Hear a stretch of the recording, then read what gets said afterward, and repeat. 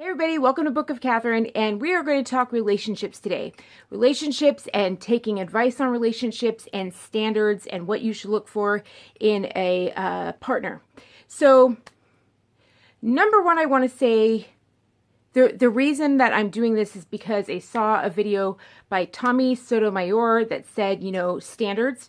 Why is it that men can say or women can say what they want in standards in men, but men cannot say what they want in standards? And I watched it and I was kind of horrified. And then I sat there and watched it with my group later on that night because, again, my group says, like, what did you watch today? What did you watch? And today I was driving around with my doctor's appointment in the back. And so I watched all these different things. And we got back and they were like, well, did you see anything interesting? And I was like, this one. And I remember seeing my husband's face. It was just like, I was like, okay, it's not just me. He was just like, and I was like, okay, let's talk about it. Like, let's talk about why we're so horrified. Let's really talk about why we're horrified over this. Okay, like, where is the balance in all this? Because, we watch all these different opinions and we're allowed to differ. We're allowed to have differing opinions. But he had come home from doing some medicine, and I had been like putting on my face after this huge doctor's trip with a big procedure and doing all these things. And he's like, you're doing your makeup? And I was like, yeah, I saw something, so that's the whole thing, is that I was just like, we got to do something on this. And so it's my 2 cents. And that's the second thing I want to say. We live in a society that allows freedom of speech. Like, Twitter may not allow it. Twitter may have the exact same, if not worse, rules. They have a speech police. They have like 10,000 people they hired on to monitor and police our speech. It is patterned after that of China's speech police. So they have an entire army of people who speech our police. I know that SOTOMAYOR has been actually kicked off of Twitter. So Tiberius and Lila they had catnip today, so we were gone, so they got catnip. So they are wrestling and having one day I'll get you video of that. So, but it's just, I'm gonna have to pause. So my point is, the second point I wanted to make is that he has the full-on right to say everything he said. You know what I mean? In that video, he has the right, and I'll link it down below so you can actually see it, so you can see what I'm talking about. But he has the full right to say it. Not only does he have the full right to say it, but he has the full right to practice it. Like, you have the full right to practice it. And so I was saying, look, I think the thing that we are all reacting to is that they're calling it standards. And if you haven't watched the video, let me tell you, what it is and what we were reacting to. And it was this idea that women go around, and maybe they meant the Black community, but they were saying all women. So I would say, I've heard this stuff a little bit before. So I would say this refers to all women, though I would say, I don't know, they made references to several different communities. So I don't know, but I'm going to assume this is like all women today. And I want you to really keep in mind how many hate networks, when they say, oh, women go off, how many of those are fake accounts? Like, how many of those are fake accounts? Like, SOTOMAYOR got kicked off because he responded to hate coming his way. And I'm like, all of those are like bait. Like, they're baiting you. Even when Tomi Lahren got knocked off of The View, they baited her. Like, that was a bait question, because they knew the moment they bait her, the press works with Twitter, and the press baits her, and then they go on to Twitter, like all that stuff that came towards Glenn Beck that was like, oh, we hate her so much. Like, Christians today don't care. They're like, you can believe whatever you want to believe. Like, go look, try and find somebody online. Just try to find some personality who's actually speaking. Try and find somebody speaking for me who's actually saying, like, she should have gotten fired. Find somebody. Where's all this amazing hate that's so like, oh, that flooded Glenn Beck's channel was like, get her off. No, that was a setup because she was doing so well. And they just flooded it with all this fake hate. And it was a total setup. They knew it. You could see them getting all tippy-toe going into it, and they just worked together just like they did. And I have to do a piece on it, but they do it all the time. Twitter and the mainstream media and the newspapers, they work as a trio. They do all these setups where they set up a question on mainstream media, and then they do the hate networks online in reaction, and then people react the way they want them to. It's constantly set up. That's why I say we don't have a capitalist system. That's how they shut down businesses. It's how they shut down freedom of speech. It's how they shut down, you know, all this just fake, fake, fake, fake, fake. Like, you know what I mean? And it's just a very, very powerful tool. Like, that's why Twitter has just hundreds of seats just filled with people.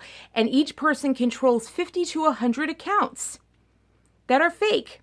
So when he says all these women complain and say you can't say that, I'm just kind of like, really? Like, how many of them are real?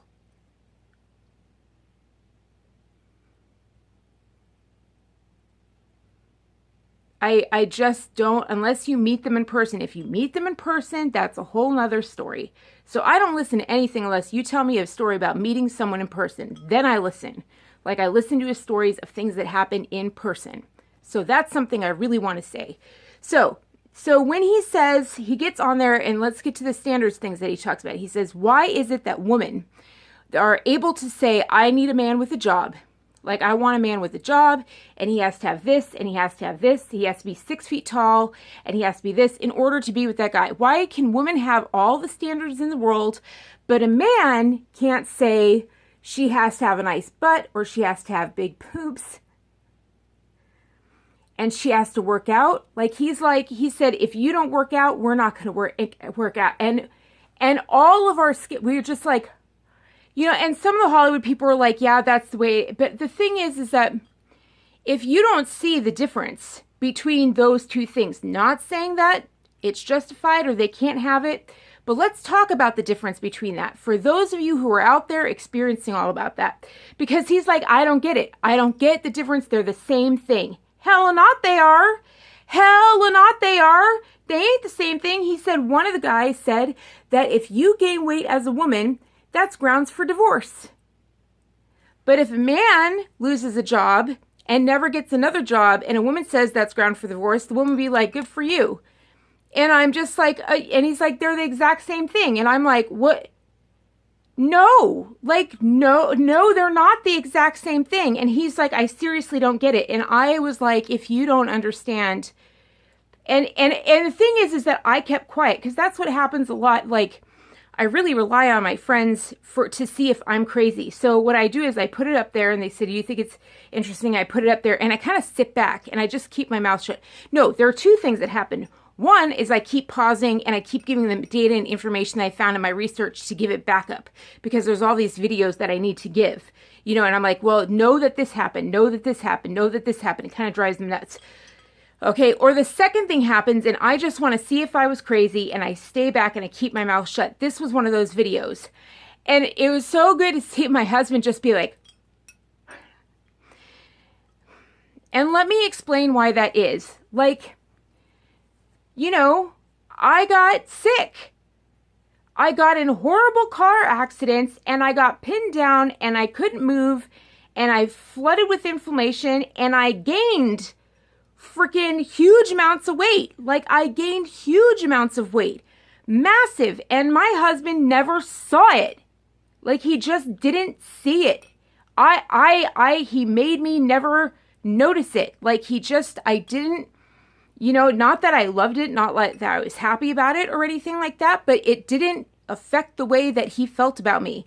And my husband, like, I wanted to have someone, like, I had a list, like, in my head, but as I got older, like, I remember I was younger and I had lists because all my girlfriends had lists. They all had these lists, and some of them had, like, long pages lists, not like the girls today, but, like, long pages of lists. And I remember being younger, like, in college, I had a long list, and then it got shorter and shorter and shorter. And then I remember by the time I got out of college, it had 2 things, and that was it. And it wasn't, like, a cutoff list. It was, like, these would be nice if, like, I think that's what I need. And it was, like, what I need. Like, but I was just like, who knows how I'm made? Like, I don't know what they will be like. I don't know what it is I need. And that's the bottom line. You don't know what you need. And by the fact of the matter is, the older I got, the more I learned. And that's the bottom line, is because I knew so many people. Remember how I said at lunch, I went with all these different groups? Man, when I got to college, my college was huge. It was like 100,000 people. Can you imagine how many groups I was involved in then?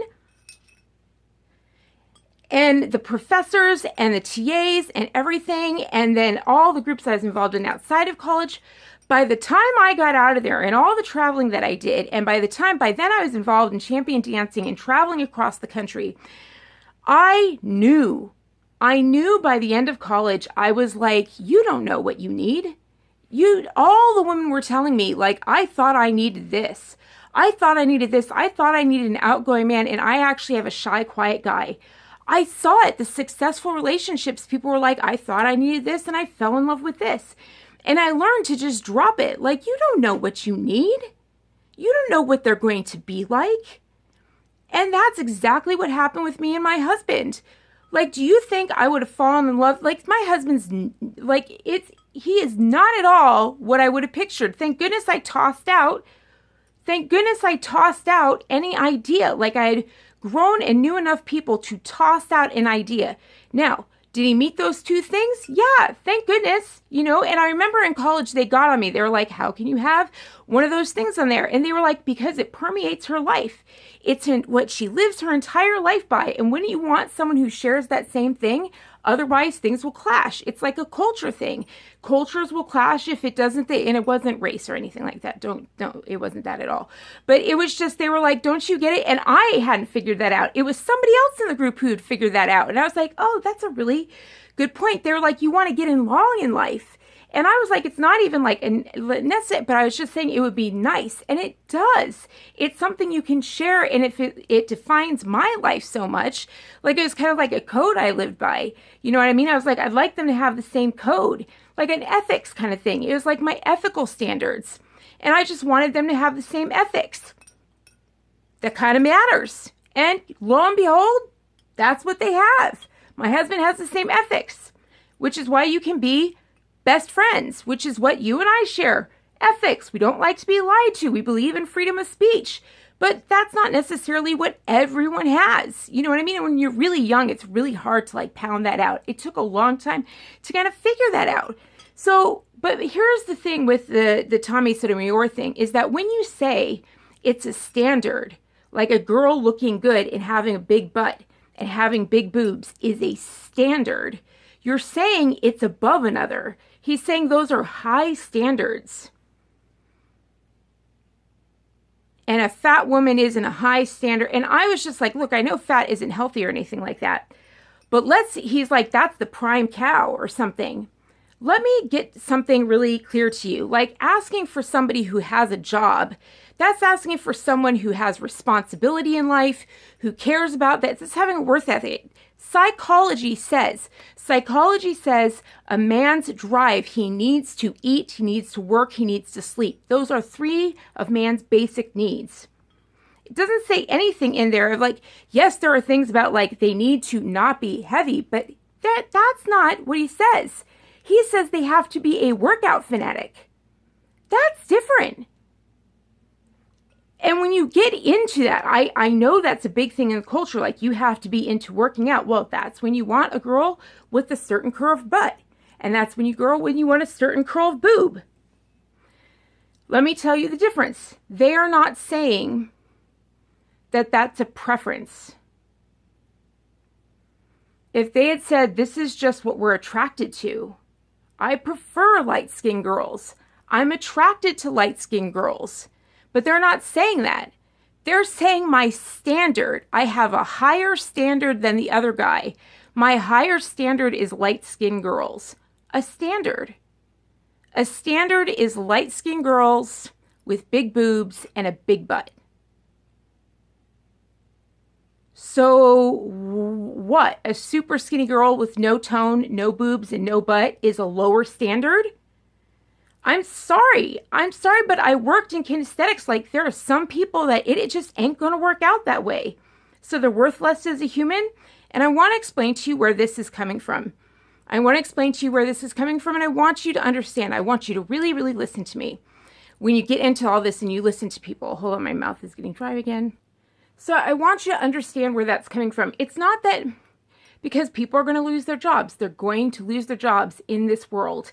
And it's not like a thing of, well, if he loses his job, he's gone. You know what I mean? Like both of these things don't take into account, neither of them take into account the person inside at all. And it takes the outside thing. And when you say like, you really have to understand when a guy, and I know you're hearing this woman, this is really what I wanted to address. When a guy is speaking in the language to you of Well, you need to work out. If you ever gain weight, it's grounds for divorce. That's a higher cut woman. It's just the way she, this is what I want. This is why it rubs you raw, and this is why I was in shock, and even my freaking celebrity friends, because my celebrity friends have to do that. Do you know why they have to do that? Because it's their job. It's their job to be on film and look like a Barbie. It's their job to be on camera, and the camera ends 10 or 15 pounds, and they have to be emaciated. Most of the women in Hollywood today are anorexic. You need to learn the look of anorexia. It's showing any kind of shoulder bone. Most models today are anorexic. Most of them are anorexic. And you need to learn the visible signs of it. Sophie Showhead did a great thing about when she got anorexia, and she showed pictures of herself. She said she didn't know until her face was covered up in a picture. She was at a party, and she was like, who the heck is that girl? Like, oh my God, what's wrong with her? And they were like, that's you. And it just, pow, hit her across the face. And she said, my bones were sticking out. My rib cage was chicken. And that is the eye-opening point she needed to learn, to find out what's anorexia and what's a healthy weight. And so now she keeps herself in that range. And you can watch her. Sometimes she dips below and it gets really scary and a personality comes out when that happens. But then she always catches it and she goes back up. It's always a struggle because society tells you you have to be anorexic. All these girls are out there anorexic. But this guy is like, no, I want you to be and I want you to have and I want you to have You know what I mean? And like that requires girls. And let me tell you where that comes from. All right, you can take it and you can leave it, but all I can say is that like when I went for all of my assessments and everything, I came out as a PhD in psychology. You can take that for whatever you want. They were like, you don't even need to go get it. You already have it. And I was like, what? So they were like, you already reached it. And I was like, oh. So you can just blow it off if you want to. You can just blow it off. It is up to you. It is your choice, right? All right, so they were just like, it was hysterical because I was like, what do I do with that? Like, this is funny. So when you go and hear a man talk like that didn't used to happen. Like, men used to be like wham pow at a girl walking in, and it was the glow within her. Like, it was the glow within her, and they were just like, oh, she smashed me on the floor, and she just lit up the room. They weren't like, you need to be 24, 36, 24. Like, they didn't have measurements and like, blah, blah, blah, you need to meet this. Like, he actually said, like, I remember, told me, now that I think of it, Tommy Sotomayor was on the show with JPL Talk and Lunel, and he said, what is a woman? And he actually gave out the measurements of what a woman is. That's what Tommy did. So let me tell you what that is. That's a man who just wants a blow-up doll. He don't want a woman. He wants to go to Thailand. If he's not already going to Thailand, he wants to go to Thailand. He wants to go out on the street, and he wants to get a girl that'll choke him out for $100.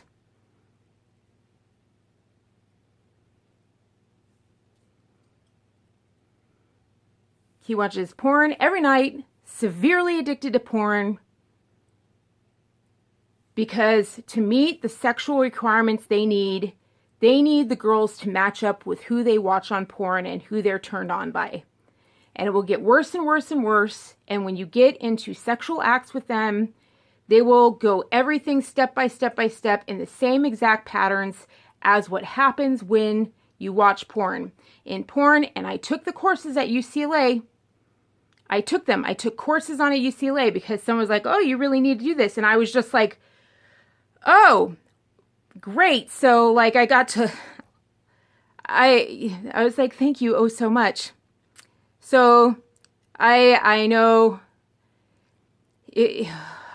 all the science behind it. That's why I hate it so much. When you guys hear me talk so vehemently about pornography, I know all the science, all the research, all the tech, all the, you know how when they go to Vegas and they do all the gambling things and they do all these scientific things that go into it? Well, they do all these documentaries on it for that. They never do documentaries on pornography. No, I took a class that learned all of that.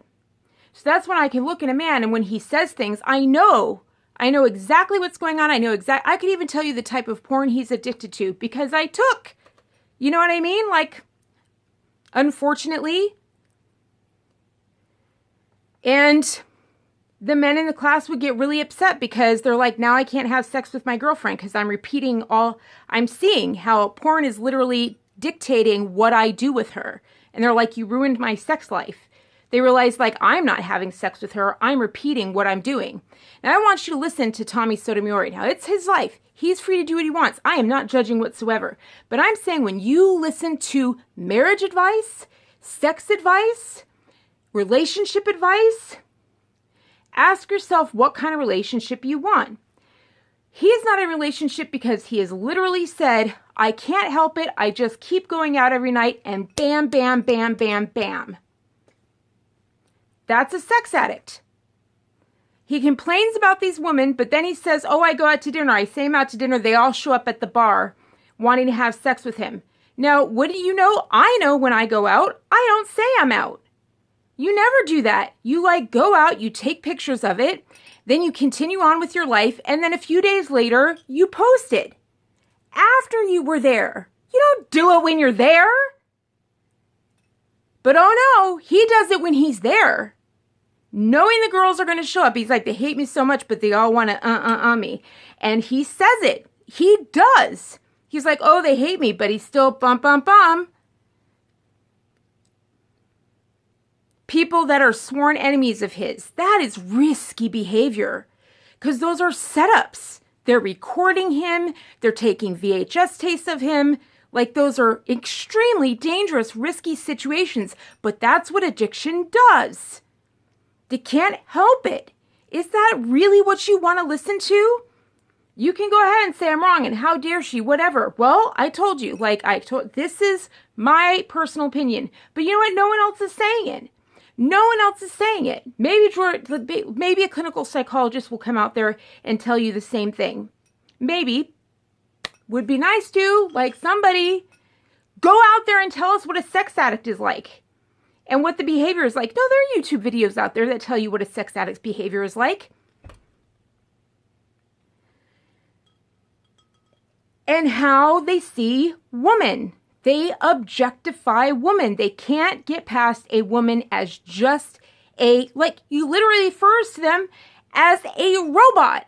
Women are robots. He labels his videos as T1000s, T800s, T whatevers.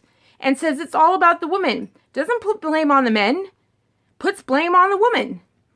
The men are men. The women are robots. You know, there's a lot of entertaining. I'm not totally going after it, but I'm saying, please don't take this as I'm totally ripping on him at all.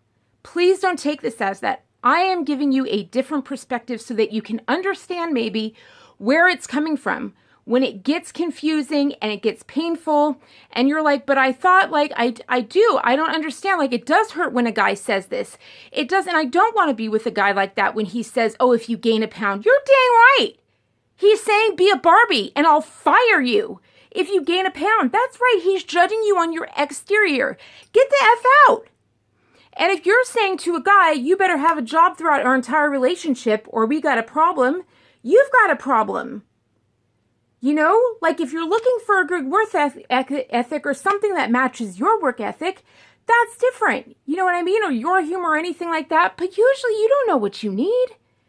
You got to be open to it. And the number one thing, so this is the fourth, fifth, or whatever thing that I can give you on relationship advice.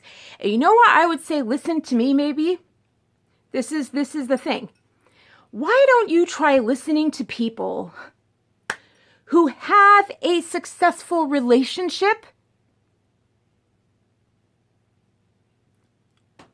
Novel thought.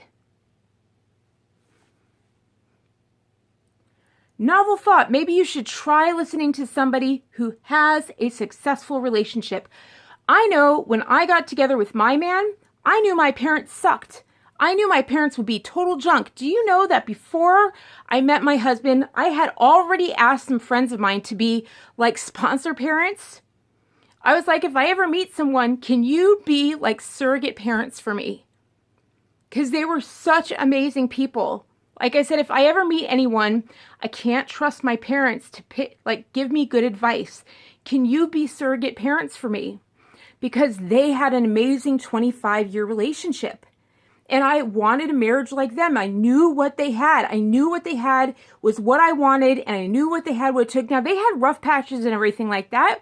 They had up and downs. They had their own lives, and it would come back and forth. But hell, they were together, and they stayed together, and they laughed. And they had a home that was warm. And I wanted that. It was so different from my family, and I was like, no, this is what I want. And so when I found him, and the number one thing I said, I don't know if I shared this video, but I said, I worked on me. I finally stopped trying to look for my person, and I just went on, worked on me, and I got happy on myself. And I went and opened a business. I taught inner city. I went out and I did all these things, and I became myself, figured out who I was, did my therapy, did my counseling, went out, opened a business, and lo and behold, there was this guy there, next to me.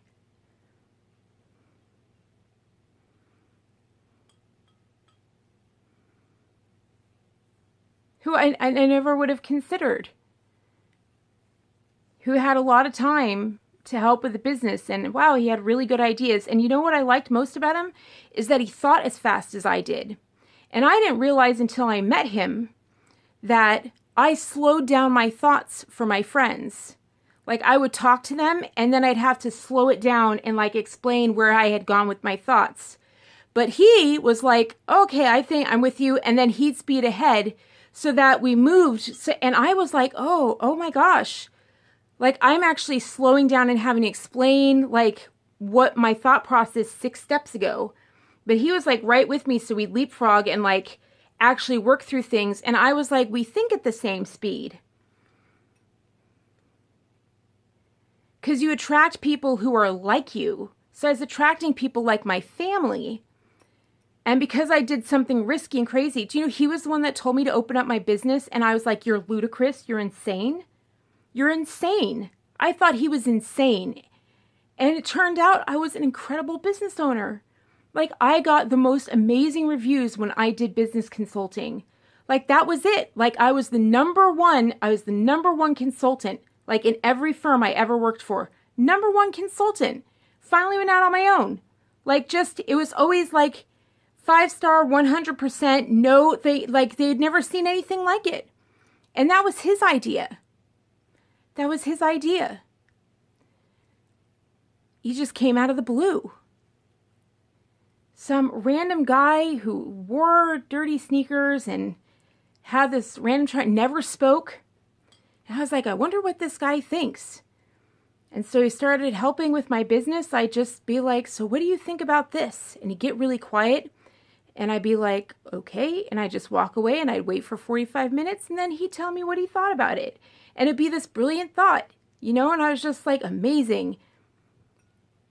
I loved his thoughts. And then, it just went on like that to the point where it's just no one in his family, because he was alcoholic system, no one in his family ever asked him what he thought or let him put his thoughts together. Now he's a chatterbox. And that's what we do. We make each other better. You know what I mean? He's made me better. I would never be the person. I remember my family got so upset because I was like, oh my gosh, he lets me feel like I can be, when I'm around him, I feel more like being myself than when I'm alone. And they were pissed because they were like, well, don't you feel like being yourself around us? And I was like, what? I had to get defensive about how good I felt around being him, being around him. And we were talking today. We were actually talking today. He was like, oh, it was so easy to choose you. And I was like, no, it wasn't. No, it wasn't. It took months for both him to choose me and for me to choose me or him. Because, well, it is choosing each of ourselves for what we wanted, because both of our families had taught us to choose the wrong person for one another. They had ingrained in us to pick the wrong people. But bottom line is I had other people. And when I finally decided, when we were both ready and we decided to go for it, first thing I did was I brought him to my surrogate family, and we started doing meetings together to be like kind of like, marriage counseling. Like a lot of churches and stuff do like marriage counseling and stuff like that in order to get married or whatever. And this wasn't anything like that or whatever, but I guess we could have paid for a therapist or whatever, but it was just like, I knew I didn't have parents. And I didn't have parents. And I was just like, well, what do you think? I needed parents. Does that make sense? And so I kind of was like, well, what do you think? And so they just met 5 times, whatever. And they loved him. And they were just like, he's great or whatever. And he became, God, they just really loved him. And I was like, all right, because I could love him, but I always knew I'd see so many friends that had a big blind spot. And I prepared for that ahead of time. Because there was no way I was going to get myself hooked to a person and then lose everything. Lose everything that I worked hard for. Lose my business, lose my shirt, lose my heart.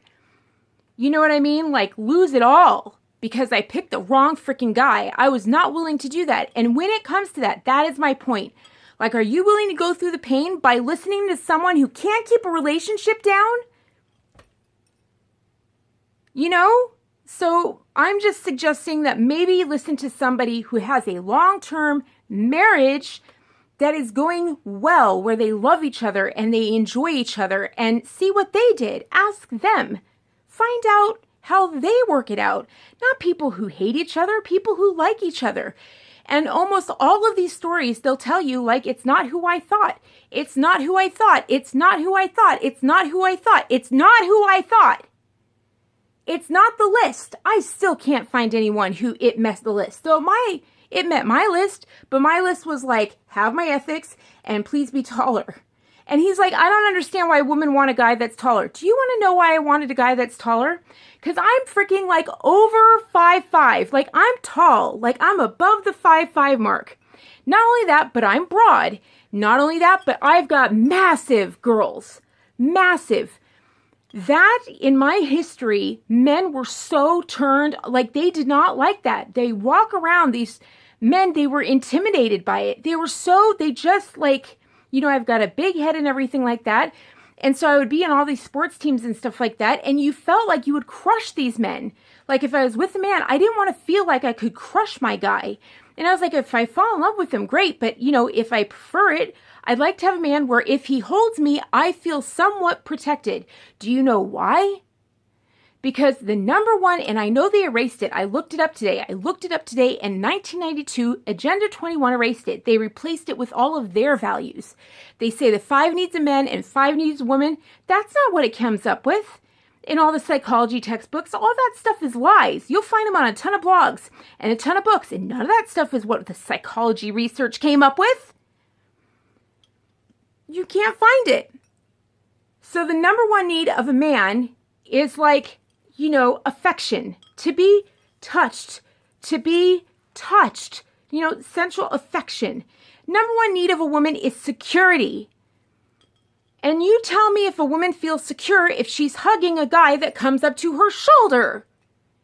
That's why he thinks we're being jerks about it. And I was like, no, we're just made so that our number one need is security. And we happen to feel more secure if we look up and we're held. That's just the way it is. It's not anything offensive. That's just the way, it's a psychological fact. Not that I'm going to turn anyone down. They ask me on a date, fine, I'll go. Because I don't know what I need. I don't know. And they can, short men, he's like, short men make more. And yes, security has to do with money. I was like, it's a psychological thing. It's nothing to be offended about. Like, nothing. And there are women who love short men. Why do you think they love short men? Why? Why do you think they love short men? Come on, we can figure this out. And then men need to be, and we know that. They're sex drives driven. Like they need to be touched and they need to be held. And they need to have sex, they need to be like that. Women don't need that. Like they need security more than they need to be sexually touched. And we know that about men. That's their number one need is affection. All the whole range. Some men are wounded and they don't need sex as much, but they do need to be touched. You know, like I know that a hug for me is different than it is for my husband. We experience it differently. We experience it differently. I mean, I guess a little bit like TMI here or whatever, but like the sound that comes out of his throat when I hold him, because I've been in so much pain, we haven't been able to hold each other for years, like an entire decade. And now that I've got these other procedures, like I just had a procedure on my knee that they never did for some reason. They drained it. They drained my knee. I know that's disgusting or whatever. But I was like, why didn't anyone do this before? Because I was able to straighten the knee and I walked forward with my heel for the first time in like 9 years. I walked forward with my heel. And it just took away so much pain. And then that with the procedure here on this SI and the ganglion impar. And I was just able to hold my husband for the longest time. You know, the sounds that come out of his throat are different than what emotions I'm feeling. We're made differently. Not all of us, but on the whole, like the studies say, like 98%, you know, or more are made on that scale. It registers differently in our hormonal bodies. That's why. You know, and so just consider those things when you're picking someone to listen to. Consider, be like, I'm going to listen to this person because they have what I want. Why don't you do that? They have what I want. If they keep living out a life that you're like, wow, they keep breaking up, they keep breaking up, they keep breaking up, maybe it's not a good idea to listen to them. Maybe they don't have the answer. Maybe they don't have the answer. Maybe they haven't figured out the key yet. Maybe they still have more to learn. It's an idea. It's an idea. There are people out there who are happy, who are together, and they are succeeding at being a relationship. They will have more advice for you. Like they will have more advice for you that will work. And some of them don't know how to give advice. You may see amazing couples and they may not give advice. Like I know one couple is like, oh, this is my favorite couple in the world. And he's like, I have no idea how to speak. Like, I don't know. I wouldn't even know. Like he just wasn't a talker. And that was that. You know what I mean? I was like, oh, well, okay, that ends that. But they were in our wedding and everything. Like they were amazing people. But like, you know, that was not their thing. Like they just didn't know how to. They knew how to do other things. There were other things. They were talented at other things and they helped us in other ways. Does that make sense? Like they were a support system in other ways. They were beautiful in our lives, but not in that way. Not in like, you know, talking along. So it's just everyone's different and consider that. Just consider that. Consider the source when you hear these sorts of things. And consider pornography and what a massive damaging thing it has been in our society. I guess I don't speak about it enough how much I learned about pornography. It's not a question of if it's going to affect you. It's a question of when. It is so prevalent in our society and is murdering the ability for anyone to be in a relationship because it makes men think of a woman as an object, not as a human being. All they think in their head is get on your knees. When can you serve me here? All they can think is, if we're going to be in a relationship and you serve me sexually, it must and absolutely always start with a head job. It can never, try it, ladies. Try and do some kind of intimate action with the guy that doesn't start with a head job. You just freaking try it. That's what they've done to us. There is an order. And there's a reason there's an order that way. Like they have scientifically done it to make it addictive. Man, you should know when you're being played. And I'm sorry because they've made it. And here's the worst thing, you know, this actually brings up Jesse Lee Peterson's talk. Do you know what pornography, do you know who the target audience of pornography is? Do you know who is the greatest victim for pornography? Do you want to know what that is? Do you know what pornography's emotion trigger is that they hook you with? They target anger. If you have anger issues, rage issues, if you're raised in an alcohol system and you weren't allowed to feel rage, that is where it comes right in. Why do you think they push alcohol so much? They know you'll just be driven into pornography and you'll need it because you're not allowed to do anger and alcohol. So you need the pornography and your money will never be yours. Ever. ever. That's why things never get off the ground with these people, because it all goes to peeping. It all goes to pornography. It all goes to these sites and different cameras. And let me tell you something else about pornography. And all these things will admit it. You read their sites, especially, you know, it's ironic. Every time I try to look up these stats for people, it ends up popping up on a Christian site. The Christians are the most totally blatant about it. I never find it on like a non-one. They're so incredibly detailed about this stuff. And it always shocks me because I'm just like, oh, a faith site is like saying these brutally honest things about wanting to kill women. It drives them to want to kill women. But that's what pornography does. And I learned that at UCLA. It hooks you, and then it makes you watch this, and then pretty soon this doesn't satisfy anymore. You're watching just normal porn, and you're just watching you're watching a man and woman together. That's great, man and woman together. You're just watching it and you think you're all normal, but then suddenly it doesn't turn you on anymore.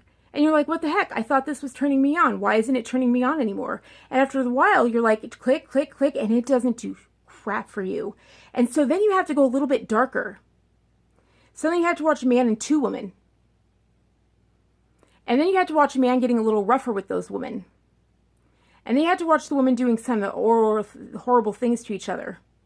And then you have to watch it, and it gets debased and debased and debased and violent or fetish, and it gets worse and worse and worse until finally nothing satisfies until you do it in real life.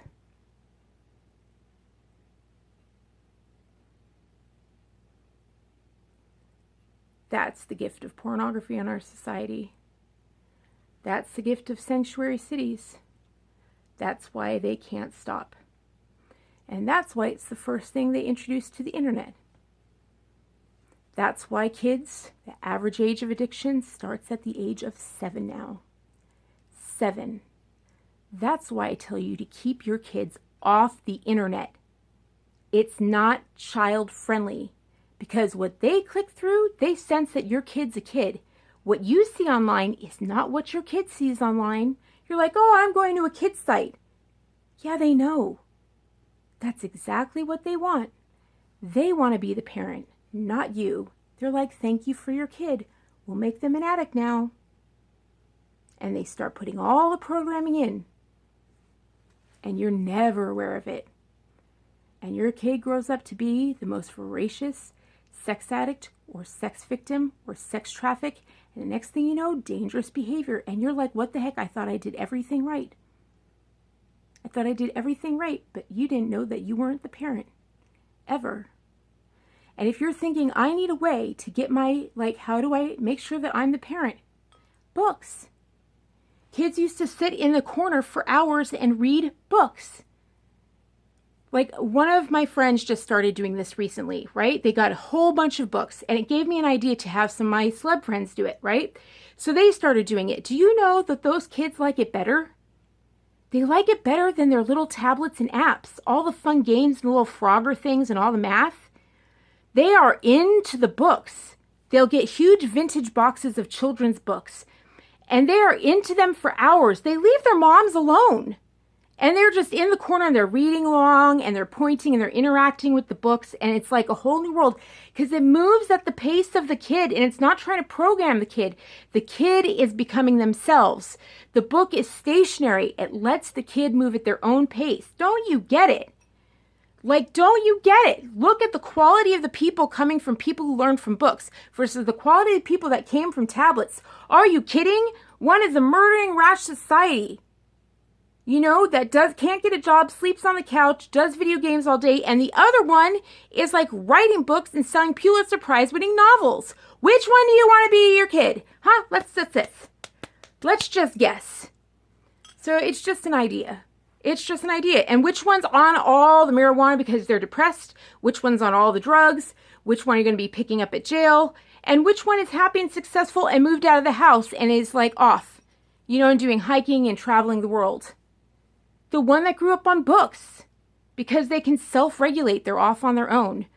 So that all started with Tommy Sotomayor. And there's stuff that I love, but I just saw this video that I was just not that I love and I agree with, but there's stuff that doesn't upset me like this. there's stuff where I'm just like, whoa, I'm learning a lot, and I feel like I really needed to know this information. I needed to know this. I needed to know this was going on. This is extremely violent. I'd rather know than not know. That's what I mean. But this thing of saying there are standards of these women are better than this woman, this better, yes, some of these things are unhealthy, and everyone should have their freedom of speech. I can't believe we regulate each other. That's all Facebook is socialism, where people are saying you can't say this, you can't.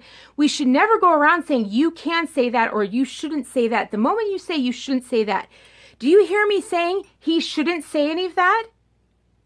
I'm not saying any of that. I'm saying here is why. You feel confused. You feel pain. Here's why it hurts you. Here's why it feels like a knife in your heart and it feels ripped open. Here's why you go, ah. Here's why it doesn't make sense to you. Here's why you're like, yeah, go for it. Here's why you're feeling all these different things. And here's why you feel conflicted.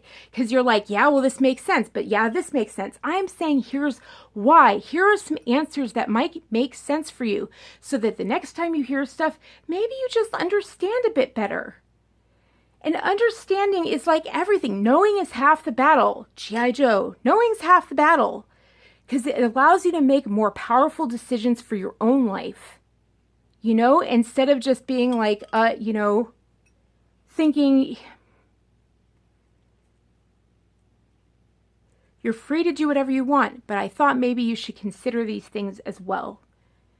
There's just so much education out there that's hidden from you now, and I think you deserve to know it before going out there and being like, yeah, the standard of big boobs and the standard of big butts is actually a higher standard.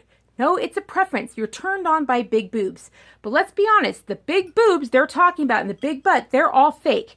Those are plastic big boobs. I know it from my communities that I used to be in. I know the difference between plastic big boobs and plastic big butts. What's real boobs? What's fake boobs? Some guys like the fake boobs. Some guys like the real boobs. They have a preference because when they hug the fake boobs, but now when you hug both, they both feel natural. There was a time where they didn't.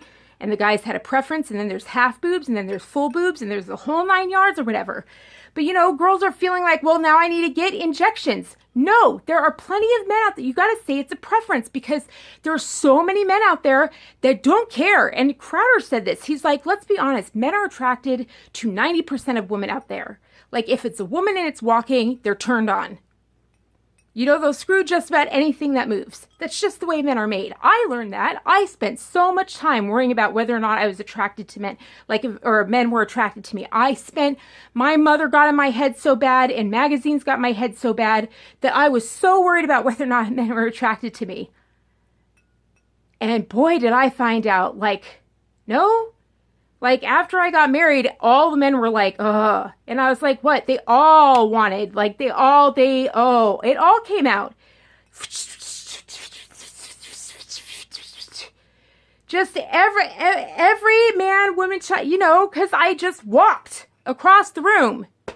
And I found out, they were much more talkative, after marriage and stuff like that. But then again, I was friends with it. I just had different periods and stuff like that. Well, also when I got my accident, I did different businesses and stuff like that. And so they just come and talk to me for hours, and I get to hear their conversations about women. And I was like, my God, we're worrying about being skinny and having a small waist. They don't give a frick. They don't give a dang. They just care if you like yourself and if you're happy. They really love that glow. If you're happy and confident, men just love that. And so that's why I think that made a difference with me, because I finally stopped worrying about getting a guy and I started worrying about becoming happy with myself. And lo and behold, when I got happy with myself, just a few months, there's the guy. Not that that'll happen for you. Other people, it takes longer, but I think that it makes a difference when you go and get happy yourself, because then you attract the person you're supposed to be with. You know what I mean? We have a long dramatic story, which happens with the best couples in the world. They have these epic stories. You know what I mean? Sometimes I think my friends are just friends with me because we are a very interesting couple because we've done so much, at a very, very young age. But what's interesting is so have they. I think we're all just similar. They've all been the same way. You attract people who are like you. So go attract people who are like you. Go be friends and listen for advice from people who are like you. So if you want what Tommy Sotomayor wants, like, or not wants, what he lives, if you want that, fine, listen to him, have standards like that and defend them. But if you don't, maybe think twice. Maybe think twice about that being a higher standard. Maybe just be like, oh, maybe that's just what he's attracted to, you know? And I just really, like, a woman has to know you love her because of who she is inside. That is shallow. He's like, that's not shallow. Hell yeah, it is. Hell yeah. When you're like, you better stay 34, 24, 34. That's shallow. You're like, you must stay Plastic Bobby for the rest of your life. He didn't say anything about ethics. He didn't say anything about loving your health, loving life, loving activities, loving adventure. He gives out measurements. No, that's ordering a plastic. I'm like, go order a Russian bride already. Just do it. Make you happier. That's what you're signaling. I mean, I get it. He's frustrated about seeing all these heavier women being like, I deserve all this, but that's their problem. That's not your problem. Like, that's their problem. They say they're queens and stuff, but all they've got 24/7 is Beyonce acting like a queen, never saying don't do it. All they have is Beyonce going, I'm a queen. No matter how much weight she gains, no matter how much weight she loses, whether she's pregnant or not, she just goes, I'm a queen. I'm a queen. And she never corrects any of them. She never, ever, ever says, you know, get your act together. Ever. She never corrects them for whatever they do. They can dumpster dive and she never, ever corrects them. Ever. She's done one lyric where it was like, give the ladies a hand if they go to college. Once. That's it. That's it. She doesn't say anything about welfare. She doesn't say anything about, you know, just that's it. And that's unfortunate because it's not being a leader. That's what you're supposed to do, is care for the community you lead. All right, I'm done. I love you guys. Those are just my 2 cents. I will go now.